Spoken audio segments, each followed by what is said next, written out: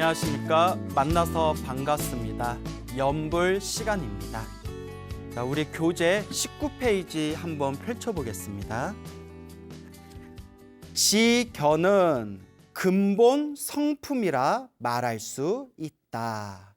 자, 지견은 여기서 말하는 지견은 부처님의 지혜이다 라고 말씀을 드렸죠. 지견, 부처님의 지혜는 근본 성품. 그러면 근본 성품은 무엇이냐? 자, 여기서 곧 불성이다 라고 말하고 있죠. 근본 성품은 곧 불성이다. 모든 중생은 다 함께 이 부처님과 똑같은 성품이 있다. 그 부처님과 똑같은 성품을 불성이라고 한다. 부처님께서는 이 불성을 확연하게 깨달으셨기 때문에 부처님이 되신 거고, 우리 중생도 불성이 있지만 탐욕과 성냄과 어리석음에 가리워져 있기 때문에 이 불성을 깨닫지 못하고 지금 중생으로 살고 있을 뿐이다. 부처든 중생이든 똑같이 불성이 있다. 중생이 불성을 깨달으면 부처가 되는 것이고, 원래 불성을 가지고 있는 부처인데 이 불성을 못 깨달았기 때문에 중생으로 살고 있을 뿐이다. 부처와 중생과 불성은 차별이 없다. 불성을 깨달았냐 못 깨달았냐의 차이 때문에 다만 부처냐 중생이냐라는 차별이 생겼을 뿐이다. 자, 그렇게 이해하시면 되겠습니다. 이 성품은 불성을 뜻하는 거겠죠. 항상 육근의 입구에 있으면서 육근이 움직이는 자리를 비춘다. 육근, 안, 이, 비, 설, 신, 의, 눈, 귀, 코, 혀, 몸, 생각. 그래서 이제 6가지 감각기관이라고 부릅니다. 이 불성이 마음의 작용을 통해 가지고 이 불성이 눈으로 보고, 귀로 듣고, 코로 냄새 맡고, 혀로 맛보고, 몸으로 느끼고, 생각으로 헤아리는 겁니다. 즉 보고, 듣고, 말하고, 맛보고, 느끼고, 생각으로 헤아리고, 그 모든 것들이 다 마음의 작용이다. 그렇게 이해하시면 되겠습니다. 성품이 눈에 있으면 보는 것이고, 성품이 귀에 있으면 듣는 것이고, 코에 있으면 냄새를 맡는 것이고, 혀에 있으면 맛을 보는 것이고, 몸에 있으면 감촉을 느끼는 것이며, 이 성품이 마음에 있으면 인식 대상을 알아차리는 것이다. 인식 대상. 그러니까 나에게 인식되어지는 모든 존재를 뜻합니다. 지금 내가 책을 보면 이 책이 딱 눈에 들어오죠? 그러면 책이 내 마음의 인식 대상이 되는 겁니다. 지금 저의 강의하는 소리가 귀에 들리시죠? 강의하는 소리가 귀에 들리면 그 소리가 내 마음의 인식 대상이 되는 겁니다. 지금 제 눈앞에 시계가 있는데 시계를 딱 보고 아, 이거 시계다. 지금 몇 시 몇 분이다라는 걸 딱 인식하는 순간 이 시계와 이 시간이 내 마음의 인식 대상이 되는 것입니다. 그래서 나에게 인식되어지는 모든 현상, 모든 존재, 그게 바로 인식 대상입니다. 이 가운데서 의근과 안근을 대표로 들어 지견이라 한 것이다. 안이비 설신이 중에서 의근, 생각으로 헤아리는 것은 지가 되고요. 저번 시간에 지라고 쓰라고 했죠. 알지자. 의근은 지가 되고, 안근은 보는 거잖아요. 그러니까 볼견자를 써서 안근은 볼견, 견이 되는 거고, 그래서 알지, 볼견, 알고 본다. 아는 작용과 보는 작용. 그래서 지견이라고 합니다. 안이비 설신이를 다 통틀어서 가장 대표적인 눈으로 보는 거에서부터 생각으로 헤아리는 것까지를 다 합쳐서 지견이라고 함축해서 말을 하는 것입니다. 6가지의 성품은 오직 하나의 성품인 것이다. 눈으로 보는 성품, 귀로 듣는 성품, 코로 냄새 맡는 성품, 입으로 맛보는 성품, 몸으로 느끼는 성품, 생각으로 헤아리는 성품, 이러한 모든 마음의 작용은 결국 하나의 성품에서 비롯된다는 겁니다. 그 하나의 성품이 바로 불성이죠. 그러니까 우리 앞에 펼쳐진 모든 것이 다 불성의 작용입니다. 능엄경에서 말씀하신 바와 같이, 능엄경이라고 돼 있죠. 흔히 그런 얘기를 합니다. 예전에 그 불교 학자분들이 하시는 말씀 중에, 한국의 스님들은 옛날부터 화엄경을 좋아했고, 일본의 스님들은 옛날부터 법화경을 좋아했고, 중국의 스님들은 옛적부터 능엄경을 가장 좋아했다라는 그런 속설이 있다고 합니다. 그래서 능엄경 같은 경우에도 굉장히 어려운 경전입니다. 아주 어려운 경전인데, 이 책을 쓰신 원영 괭호 스님께서 이 능엄경에 굉장한 대가셨다고 합니다. 그 능엄경을 아주 공들여서 연구를 하시고 책을 쓰셨는데, 오늘날에도 이 원영 스님께서 쓰신 능엄경을 아주 능엄경 해석의 역작으로 본다고 합니다. 근데 능엄경이 워낙 어려워서 능엄경을 해설한 책을 봐도 능엄경이 어려워요. 이 능엄경에서 말씀하신 바와 같이 원래 하나인 밝은 정기가 나뉘어 6가지로 화합한 것이다. 원래 이 하나였던 것이 그 작용, 6가지의 작용으로 펼쳐졌다. 본래 하나의 성품이 눈으로 보고, 귀로 듣고, 코로 냄새 맡고, 혀로 맛보고, 몸으로 느끼고, 생각으로 헤아리는 6가지의 작용으로 펼쳐지게 되었다. 이렇게 이해하시면 되겠죠. 부처님의 알문, 참된 알무로서 알지 못하는 것이 없으며, 부처님의 봄은 참된 봄으로서 보지 못하는 것이 없다. 부처님의 알문, 참된 알무로 알지 못하는 것이 없다. 우리 중생들의 알문, 거짓된 알밈으로 모든 것에 다 왜곡되고 미혹되고 우리가 무언가를 바라보면서 끊임없이 오류를 범하게 되죠. 우리가 부처님이라고 할 때 부처님이라는 그 뜻이 인도 산스크리트어 붓다에서 나온 말입니다. 붓다. 근데 붓다의 어원을 살펴보면 눈을 뜬 자라는 뜻이라고 합니다. 눈을 뜬 자. 그래서 마음의 눈을 뜨셨기 때문에 모든 것을 있는 그대로, 모든 것을 진리의 실상 그대로 꿰뚫어 보시는 게 부처님의 눈이고 부처님의 깨달음의 경지입니다. 하지만 우리 중생들은 반야심경에 나온 것처럼 전도, 몽상, 전도, 뒤바뀌고 몽상, 허망한 생각에 사로잡혀서 우리가 무언가를 바라보고 무언가를 인식할 때 있는 그대로 진리의 실상을 보지 못한다고 합니다. 탐욕과 성냄과 어리석음에 물들어 있고 그 탐욕과 성냄과 그 어리석음의 그 작용을 2글자로 무명이라고 부릅니다. 무명. 우리 중생들은 무명에 휩싸이기 때문에 진리를 있는 그대로 보지 못하고 있다. 하지만 부처님은 완전한 깨달음을 얻으셨기 때문에 앞에서 말한 대로 이 불성을, 확연하게 불성을 깨달으셨기 때문에 모든 것을 바르게 아시고 모든 것을 다 꿰뚫어 보시는 눈과 지혜가 있으시다라는 겁니다.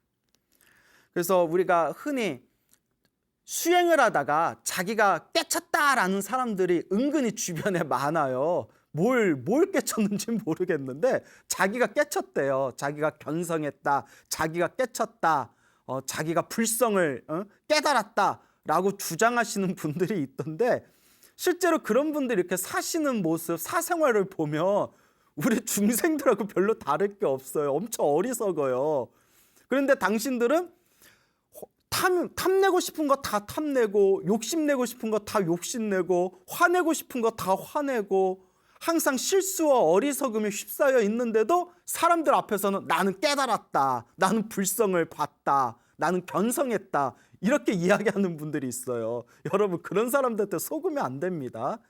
그래서 참 우리 중생들 업장이 두껍고 망상이 너무나 두꺼워서 잠깐 수행하고 공부하다가 잠깐 뭐가 번쩍하고 한번 경계가 한번 맛본 것 같고 내가 대단한 경지를 얻었다, 이런 식으로 그런 잘못된 그런 자신의 생각에 홀딱 속아 넘어가는 사람들이 있는데, 옛날부터 큰 스님들께서, 옛날부터 선지식들께서 항상 그걸 경계하라고 하셨습니다. 그걸 뭐라고 표현하냐면 그림자를 진짜 주인이다라고 오해하고 있다. 우리가 그림자는 실체가 없는 거잖아요. 근데 그림자를 보고 그 그림자가 진짜 실체다, 진짜 주인이다라고 착각하고 있다는 거예요. 그래서 우리 수행자들은 항상 공부하면서 중간에 무슨 경계가 잠깐 생겼다고 해서 이게 대단한 경계인 것처럼 착각하지 마시고, 그 주변에 자기가 깨달았다라는 사람이 있으면 그 사람이 평상시에 탐욕이 있는가 없는가, 그 사람이 성냄이 있는가 없는가, 그 사람의 어리석음이 있는가 없는가를 항상 이렇게 잘 여러분들이 관찰을 해보셔야 됩니다. 그래서 탐진치 삼독이 사라지지 않으면 그거는 진짜 견성이 아니고 진짜 불성을 깨달은 게 아닙니다. 그러니까 우리 공부하는 수행자들은 그런 거에 함부로 속아서는 안 된다, 꼭 명심하시기 바랍니다. 근데 희한해요. 요새 말법 시대에서라서 그런가 이상하게 자기가 깨쳤다는 사람들이 좀 많아요, 주변에. 그래서 내가 그런 사람들 보면 참 희한하다, 이제 그런 생각이 들 때가 있죠. 그러나 중생은 망상과 집착 때문에 거짓되게 알고 거짓되게 보는 것이다. 망상과 집착.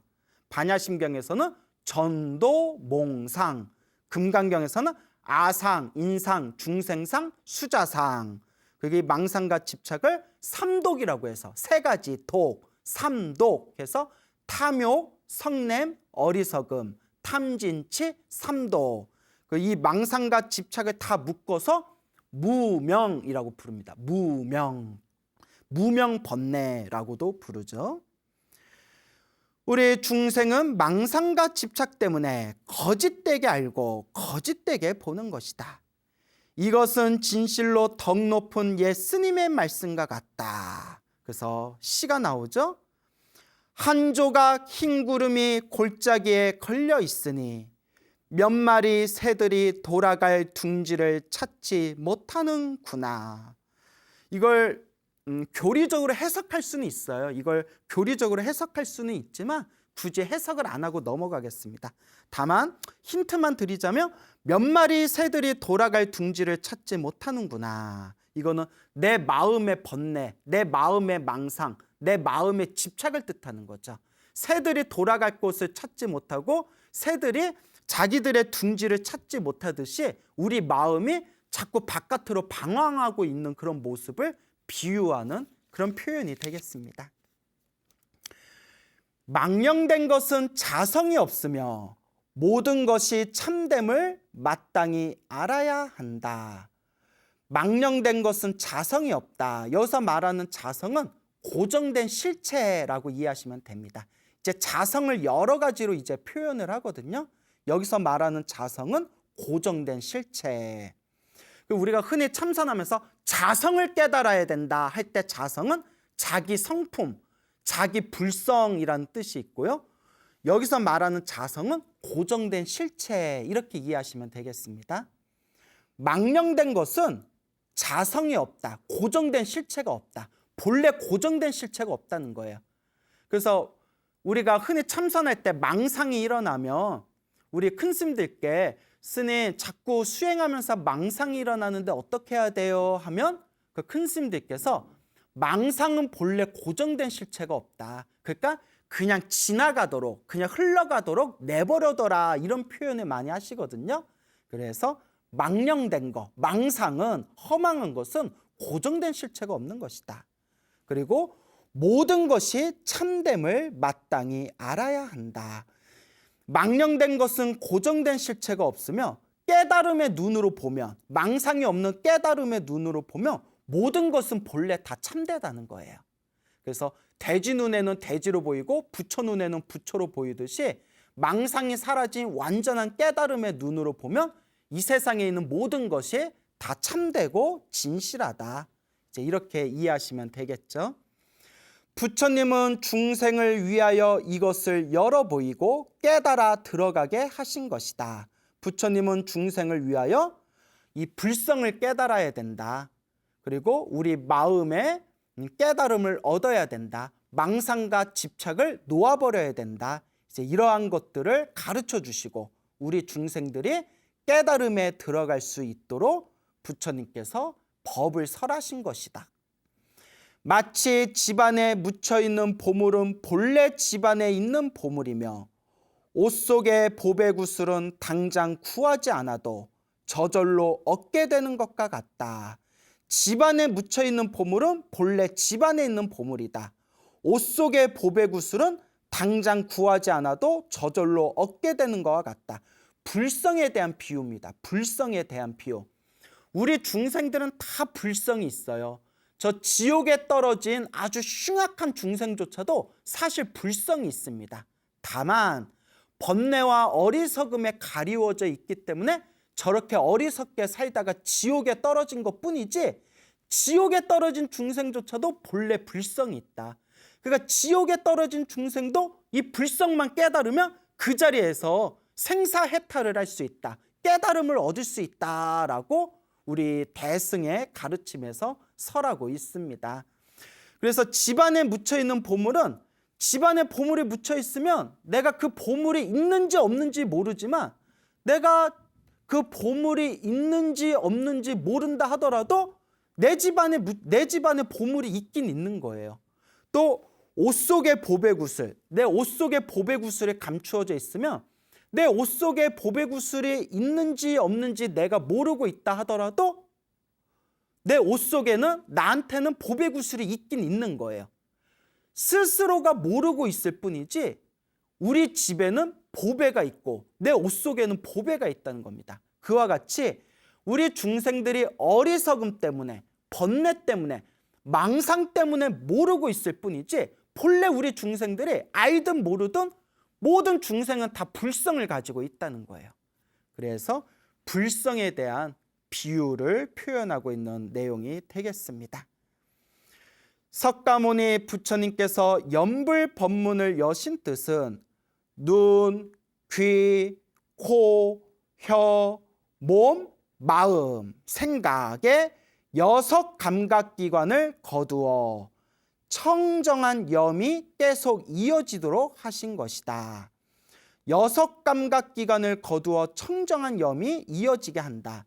우리 중생은 눈으로 무언가를 보면 눈에 모든 그런 마음이 빼앗기고 귀로 무슨 소리를 들으면 그 귀에 들리는 그 소리에 내 마음을 빼앗기고 코로 냄새를 맡으면 코에 냄새 맡아진 그 향기에 내 마음을 다 빼앗기고 맛을 보면 맛을 본 내 혀에 요 미각에 내 마음을 빼앗기고 몸으로 무언가를 만지면 그 촉감에 내 마음을 빼앗기고 그리고 내 생각 일어나고 사라지고 일어나고 사라지는 내 생각에 끊임없이 이 마음을 빼앗기고 있어요.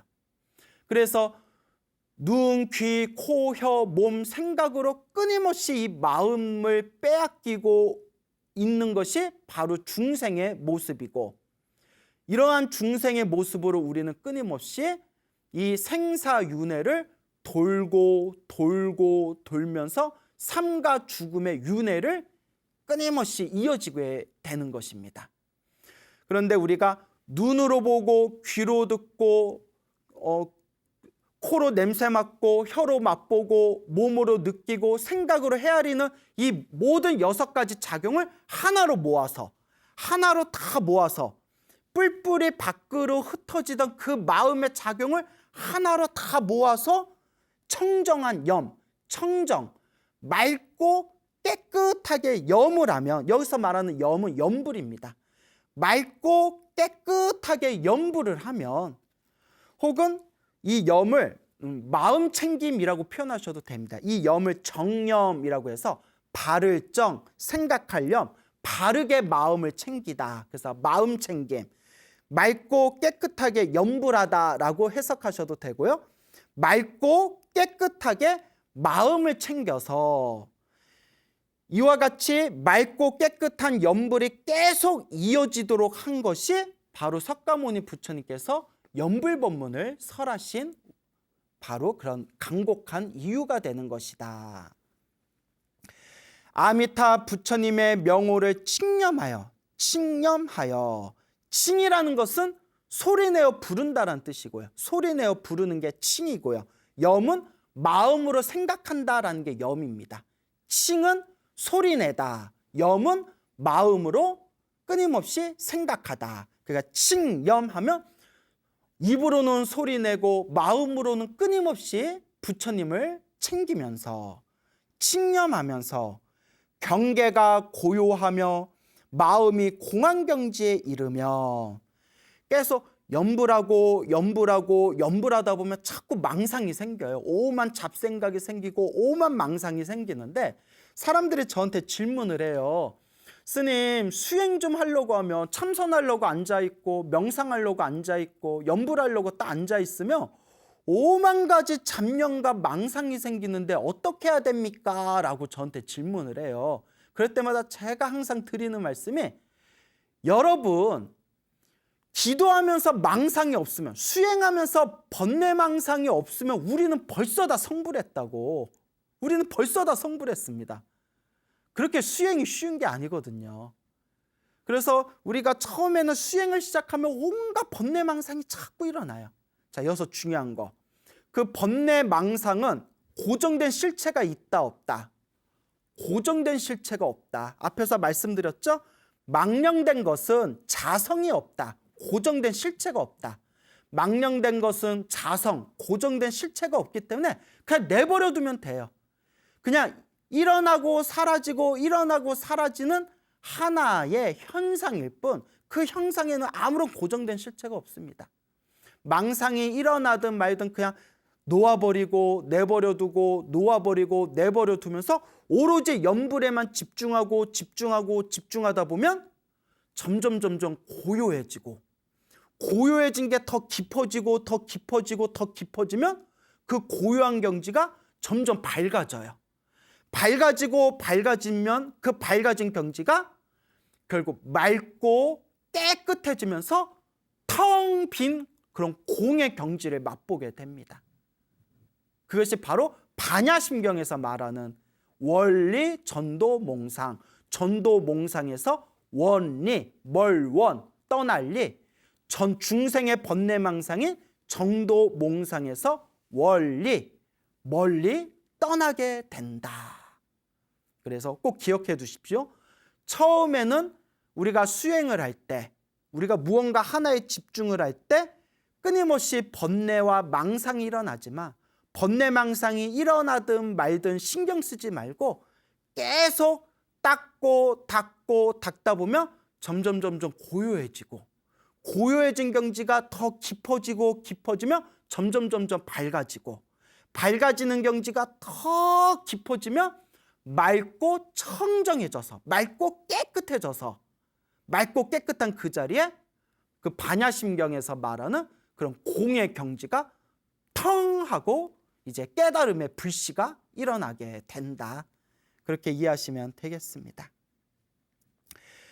그와 같이 공안 경지에 이르면 불성은 저절로 드러나고, 공안 경지에 이르면 번뇌와 망상, 탐욕과 성냄과 어리석은 그 무명이 싹 사라지면서 우리 마음 안에 그 숨겨져 있었던 그 찬란한 깨달음의 광명, 그 불성이 저절로 환하게 빛이 나면서 부처님의 지견을 깨달아 들어가서, 부처님의 지혜를 깨달아 들어가서 마침내 자성미타를 친견하게 된다. 자성미타, 밑줄 착. 자성미타, 밑줄 그었어요. 옆에다 별 5개, 하나 둘 셋 넷 다섯, 뿅뿅뿅뿅뿅. 자, 여기서 말하는 자성은 아까 앞에서는 고정된 실체라고 했다고 했죠. 자, 여기서 말하는 자성은 고정된 실체의 자성이라는 뜻이 아니라 자기 성품, 자기 마음이란 뜻이에요. 자기 성품 해서 자성. 근데 자성 미타는 내 마음이, 자기 성품이 바로 아미타 부처님이다 라는 것을 깨닫게 된다는 거예요. 아미타 부처님이 우리 마음 밖에 있는 게 아니라 내가 불성을 확 깨달으니까 내 마음이 석가모니 부처님이었고, 내 마음이 아미타 부처님이었고, 내 마음이 관세음보살이었고, 내 마음이 지장보살이었고, 내 마음이 문수보현이었고, 이 깨달음을 얻은 이 마음, 우리 마음의 이 불성이 바로 비로자나 부처님이었구나라는 걸, 내 마음을 환하게 깨달아서 내가 원래 부처였구나라는 깨달음을 얻는 것을 여기서는 자성미타라고 표현합니다. 자성미타, 자기 성품이 아미타 부처님이다. 자, 그래서 자성미타를 친견하게 된다. 그리하여 마침내 세상에 나온 큰 인연을 이루게 되는 것이다. 세상에 나온 큰 인연, 성불하게 된다라는 뜻이에요. 세상에 나온 큰 인연, 밑줄짝 옆에 밑에다가 성불. 자, 성불하게 된다. 완전한 깨달음을 얻게 된다 라고 이야기하고 있습니다. 자, 여기서 말하고 있는 이 내용의 이 연불법문은 이제 선의 입장에서 표현한 연불법문이에요. 선의 입장, 참선을 해서 우리가 마음의 깨달음을 얻어 불성을 보면 그 자리에서 성불하게 된다라는 경성성불의 이치를 연불법문으로 좀 다르게 해석을 한 겁니다. 그러니까 우리가 참선을 해야 마음을 깨달아서 성불한다라고 알고 있듯이 연불을 해도 내 마음을 깨달아서 성불할 수 있다. 연불을 해서 불성을 깨달아 내 마음이 환하게 밝아지면 내 마음이 진짜 아미타 부처님이었구나라고 깨닫게 되는데 그것이 자성미타의 깨달음이다. 그래서 선종, 참선의 입장에서 연불법문을 해석한 내용이 되겠습니다. 자, 여기까지 이제 한번 내용을 끊고요. 그런데 이제 앞으로 우리가 배울 내용은 이렇게 참선의 입장에서 연불을 푸는 법문이 아니라 간절한 마음으로 연불을 해가지고 극락세계에 태어나는 연불정토법에 대해서 이제 우리가 공부할 거예요. 연불정토법. 그러니까 자성미타의 가르침은 열심히 연불해서 점점 마음이 고요해지고 마음이 밝아지고 마음이 맑고 깨끗해지면 모든 번뇌와 망상이 사라지면서 불성을 깨닫게 되는데 그 불성이 진짜 아미타 부처님이다라는 자성미타의 가르침이 있고요.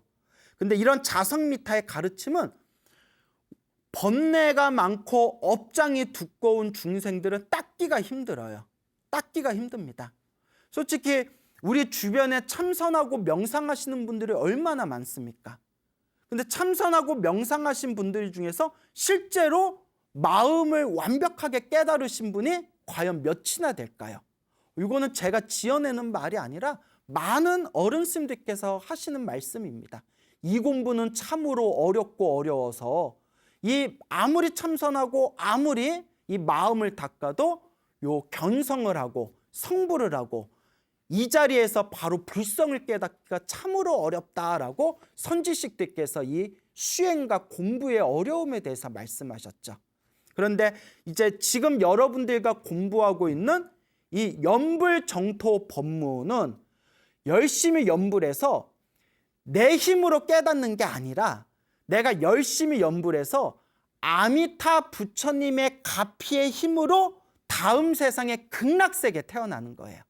다음 세상의 극락세계에 태어나서 성불할 수 있는 완벽한 성불학교인 극락세계 성불학교에서 아미타 부처님을 스승으로 모시고 이 수행을 하고 마음을 닦는 곳이 바로 연불정토의 핵심이 되는 것입니다.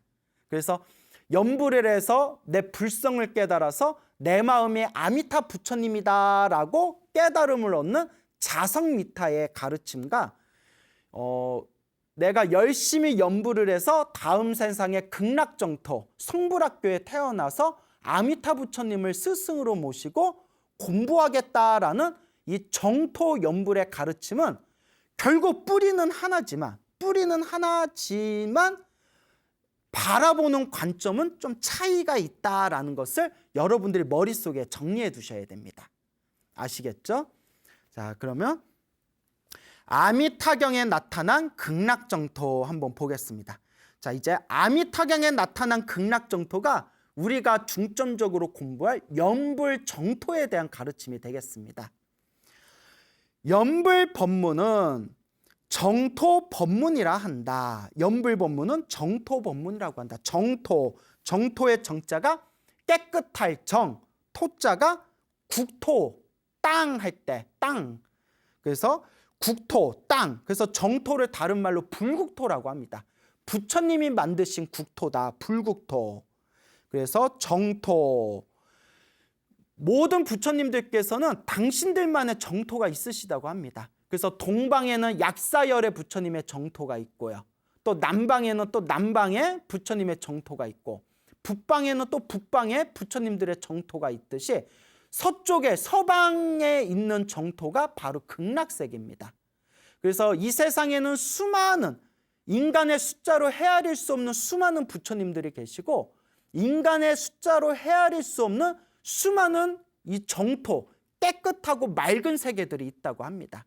근데 그 수많은 깨끗하고 맑은 세계 중에서 가장 좋은 정토가, 가장 좋은 불국토가 바로 아미타 부처님 극락세계다라고 아미타경과 무량수경에서 자세히 나옵니다. 그래서 제가 이 강의 서두에 말씀을 드렸죠. 아미타 부처님이 성불하기 전에 법장이라는 스님이었는데, 이 법장이라는 스님이었을 때 210억 개의 불국토를 다 꿰뚫어 보시고 210억 개의 불국토, 210억 개의 정토 중에서 가장 좋은 장정들만 뽑아가지고 만든 성불학교가 바로 극락세계이다. 저 서쪽에 있는 서방 극락세계, 서방 극락정토이다. 그런 말씀을 드렸습니다. 그래서 연불법문은 연불을 열심히 해서 아미타 극락세계 정토에 태어나기를 발언하기 때문에 연불법문은 정토법문이라고 부른다. 그래서 연불정토라고도 부르고 정토연불이라고도 부릅니다. 또 다른 말로는 연종이나 정종이라고 하기도 한다. 연종의 연자가 연꽃연자예요. 왜냐하면 우리가 극락세계에 태어날 때 어떻게 태어나냐면, 이 사바세계는 우리가 엄마 자궁에서 태어나잖아요. 엄마 자궁에서 응애하고 태어나듯이 저 아미타 부처님 서방 극락정토 세계는 태어날 때 연꽃에서 태어난다고 합니다. 연꽃에서 태어나기 때문에 이 연꽃에서 태어나는 세상이라서 그 세계를 연화세계라고도 부릅니다. 연화세계. 그래서 연종, 연꽃연자를 써서 연종이라고도 부르고 해요. 정종, 정토에 태어나기를 바라기 때문에 정종이라고 하기도 한다. 석가모니 부처님께서 지극한 자비심으로 중생의 근기를 관찰하여 가르침을 베푸신 것이다.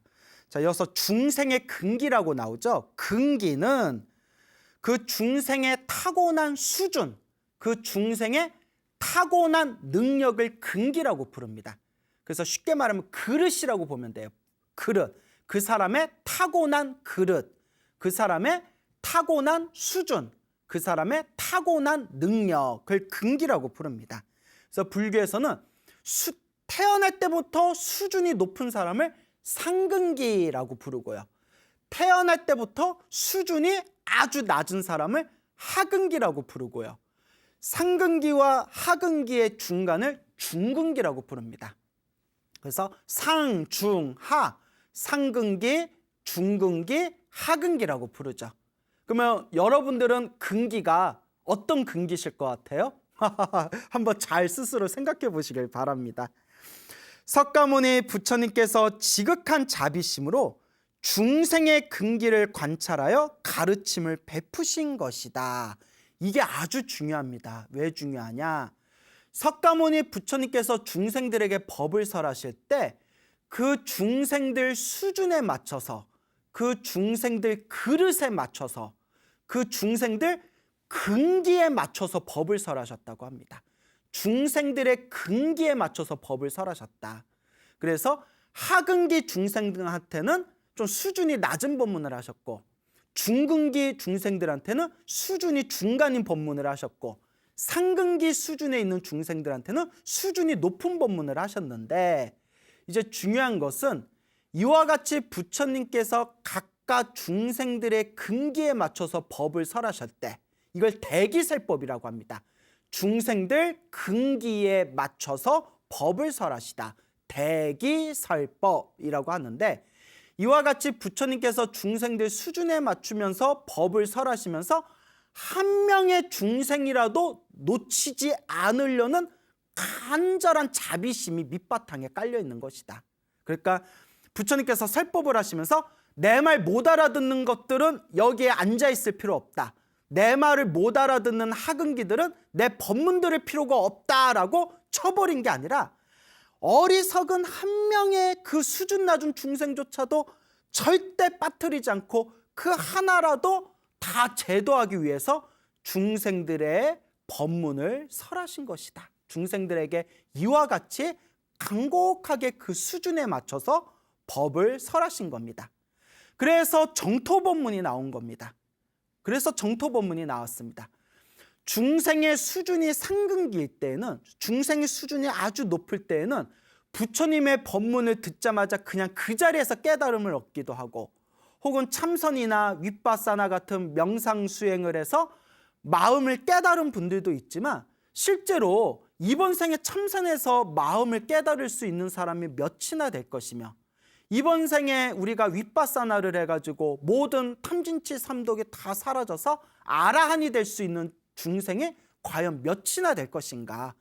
경전에서도 어렵다고 나옵니다, 여러분. 뭐 제가 여러분들의 수준을 무시하는 게 아니라 경전에서도 어렵다라고 나와요.